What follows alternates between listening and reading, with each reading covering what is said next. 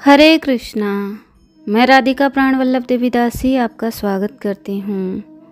संत तुकाराम जी महाराज जी कहते हैं कि एकादशी अपितु व्रत नहीं, वैकुंठ धाम जाने का मार्ग है।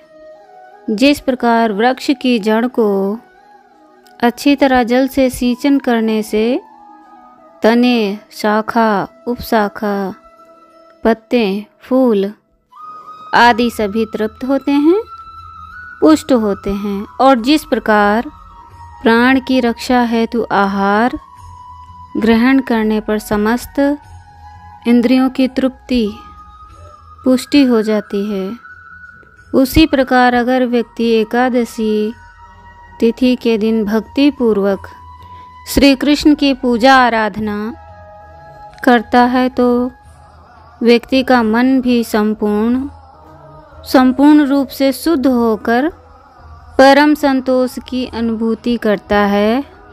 व्यक्ति को किसी भी प्रकार की अभिलाषा शेष नहीं रह जाती। इस भौतिक बंधन से मुक्ति होकर व्यक्ति मोक्ष की प्राप्ति करता है। श्रीमद् भागवतम में भी वर्णन है, सतयुग में ध्यान द्वारा, त्रेता युग में यज्ञ द्वारा और द्वापर युग में अर्चन द्वारा जो फल प्राप्त होता है, वही फल कलयुग में भगवान श्री हरि संकीर्तन द्वारा प्राप्त होता है। उनके पवित्र नाम का उच्चारण करने मात्र से प्राप्त होता है। और कलयुग में एकादशी तिथि से बढ़कर श्रेष्ठ दिन और कोई नहीं है।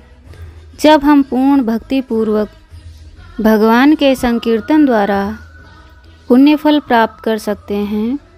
इस दिन जो भी कीर्तन जब दान करते हैं, उसका फल हमें अनेक गुना अधिक मिलता है, क्योंकि एकादशी परम पुरुषोत्तम श्री हरि की अति प्रिय तिथि है।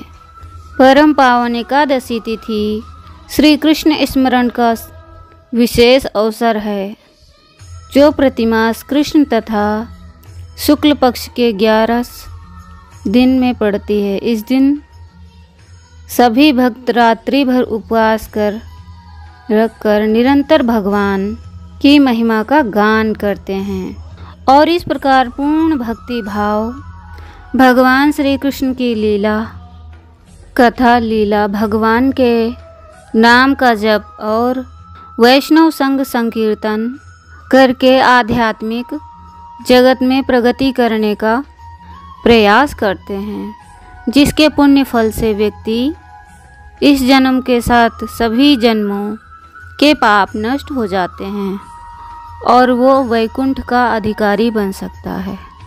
और ऐसे ही परम पावन एकादशी अश्विन मास के कृष्ण पक्ष आने वाली इंदिरा एकादशी, जो कि बहुत ही जल्द आने वाली है, और इस एकादशी का पालन करने से व्यक्ति अपने साथ साथ अपने पूर्व और भविष्य सभी पीढ़ियों का उद्धार कर सकता है।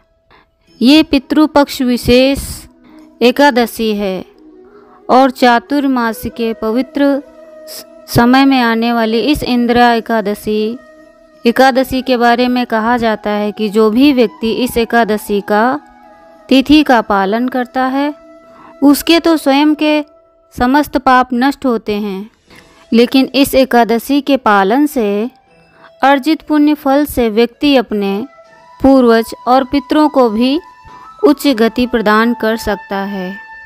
इंदिरा एकादशी इसलिए भी विशेष है क्योंकि पितृपक्ष में आने वाली एकादशी तिथि है, और अगर आप अपने पितरों के उद्धार के लिए कोई विशेष कार्य करना चाहते हैं तो आपको इस इंदिरा एकादशी का पालन अवश्य करना चाहिए। इस एकादशी के पालन करने से उसके फल को अगर आप अपने पितरों को अर्पित करते हैं तो उससे बड़ा पुण्य उनके लिए और कोई नहीं हो सकता। तो चलिए अब हम आपको बताते हैं इस वर्ष ये इंदिरा एकादशी तिथि कब आ रही है और इसका पालन कैसे करें।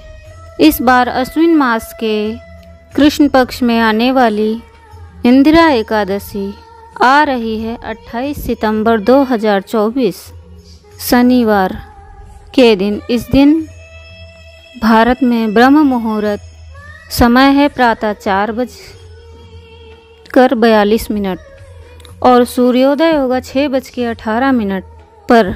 वैष्णव कैलेंडर के अनुसार इस एकादशी का व्रत करने के बाद उसका पारण अगले दिन करना है, यानी 29 सितंबर रविवार 6:19 से लेकर 10:17 तक। अगर आपको एकादशी के तिथि को लेकर कोई संशय है, जैसे 27 को है या 28 को, तो हम इसका समाधान कर देते हैं। वास्तव में एकादशी तिथि का प्रारंभ हो रहा है 27 सितंबर 2024 शुक्रवार 1:20 से दोपहर के 1:20 से, और उसकी पूर्ण आहुति होगी 28 सितंबर 2024 शनिवार 2:49 पर। लेकिन क्योंकि 27 सितंबर को दिन शुरू होने वाली एकादशी सूर्योदय के बाद यानी कि दोपहर के समय हो रही है, इसलिए उसका पालन हम अगले दिन यानी 28 सितंबर 2024 को कर रहे हैं। हमारे वैदिक कैलेंडर के अनुसार नई तिथि का प्रारंभ सूर्योदय के साथ ही माना जाता है, और इसलिए इस बार एकादशी का पालन भी हम 27 को नहीं बल्कि हम 28 को करना चाहिए। चलिए अब हम जल्दी से बात करते हैं इंदिरा एकादशी पालन करने की सरलतम विधि। तो देखिए, ये एकादशी विशेषकर पितृपक्ष में आ रही है और हम सब के ऊपर अपने पितरों का ऋण रहता है। इसलिए जितना गंभीरतापूर्वक हम इस एकादशी का पालन करेंगे, उतना ही अधिक लाभ हमारे पितरों को प्राप्त होगा। इसलिए प्रयास करें इस एकादशी के दिन सुबह ब्रह्म मुहूर्त में उठ जाएं और स्नान करें। स्नान आदि से स्वच्छ होकर अपने घर या मंदिर में जाकर भगवान के दर्शन करें, उनकी मंगला आरती करें। उसके बाद भगवान के समक्ष हाथ में गंगा जल लेकर इस एकादशी व्रत का संकल्प लें। भगवान से प्रार्थना करें कि हे परम भगवान श्री कृष्ण, मैं आपकी प्रसन्नता हेतु इस एकादशी व्रत का संकल्प लेने जा रहा हूँ। कृपया आप मुझे अपनी शरण में लीजिए और मेरे पितरों को भी आपकी भक्ति प्रदान कीजिए। इस प्रकार संकल्प लेने के बाद तुलसी देवी की परिक्रमा करें। उन्हें आवश्यकता हो उतना जल अर्पण करें और तुलसी देवी की कम से कम 3 बार प्रदक्षिणा करें। उनके समक्ष बैठकर हरे कृष्णा महामंत्र का जाप करें। इस एकादशी पर आप जितना अधिक जप करेंगे, उतना अधिक फल आप के पितरों को प्राप्त होगा। इसलिए याद रहें, इस एकादशी पर आप कम से कम 16, 25, 32, 64 हरे कृष्णा महामंत्र जप करने की माला का संकल्प लीजिए और उसका फल अपने पितरों को अर्पित कीजिए। संपूर्ण दिन के दौरान आप श्रीमद् भागवतम या श्रीमद् भगवद गीता अध्ययन और श्रवण कर सकते हैं। इस दिन आप भगवद गीता का 15वां अध्याय पढ़ सकते हैं और श्रीमद् भागवतम से वामन देव की कथा का श्रवण कर सकते हैं। एकादशी के दिन हम उपवास का पालन करते हैं, जिसमें हम किसी भी प्रकार का अनाज या उससे बने हुए कोई भी पदार्थ का सेवन हम नहीं करते हैं, जैसे कि गेहूँ, दाल, चावल, फलियाँ, चने इत्यादि। कुछ लोग एकादशी पर संपूर्ण निर्जल उपवास रखते हैं, कुछ लोग दूध, फल और जल लेकर रखते हैं और कुछ एकादशी प्रसाद के साथ रखते हैं। अगर आपको आवश्यकता लगे तो दूध, फलों का रस, जल, एकादशी प्रसाद ये सभी चीज़ें ले सकते हैं, लेकिन अन्न का सेवन कदापि ना करें। अगले दिन निर्धारित पारण समय पर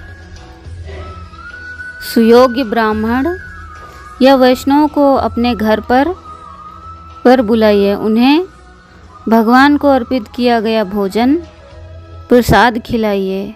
उसके बाद उन्हें अपनी क्षमता अनुसार कुछ ना कुछ दान दक्षिणा दीजिए और फिर भगवान समक्ष बैठकर इस एकादशी के फल को भगवान को अर्पित करते हुए अपने पितरों के लिए भगवान से प्रार्थना कीजिए और फिर स्वयं इस एकादशी का पारण करिए। पारण के लिए आप भगवान को अर्पित भोजन प्रसाद ही लीजिए और इस प्रकार इंदिरा एकादशी संपूर्ण श्रद्धा और निष्ठापूर्वक पालन करने। यदि किसी व्यक्ति के पूर्व जो कि अकाल मृत्यु हुई हो या उन्हें अवांछित योनि प्राप्त हुई हो, तो भी उनका उद्धार इस एकादशी के पालन से हो सकता है। अब देखिए, ये श्राद्ध पक्ष चल रहा है, तो इसमें एक बात का अवश्य ध्यान रखें कि एकादशी के दिन हम किसी का भी श्राद्ध क्रिया नहीं करते हैं, चाहे आपकी पितरों की मृत्यु एकादशी के दिन हुई हो, लेकिन फिर भी उनकी तर्पण क्रिया, श्राद्ध क्रिया एकादशी के दिन नहीं करनी चाहिए, क्योंकि पितृगण एकादशी के दिन अन्न युक्त भोजन नहीं लेते। इसलिए अगर आपके पितरों की मृत्यु एकादशी के दिन हुई हो तो आप उनके श्राद्ध या तर्पण क्रिया द्वादशी के दिन करिए। इस इंदिरा एकादशी की विशेष पौराणिक कथा भी आती है। अगर आप वो कथा सुनना चाहते हैं तो आपके अपने इस चैनल राधा कश्यप को सब्सक्राइब करके रख लीजिए, नोटिफिकेशन ऑन कर लीजिए, ताकि हम आपके लिए एकादशी की कथा लेकर आएँ तो उसका नोटिफिकेशन आपके पास तुरंत आ जाए। हरे कृष्णा।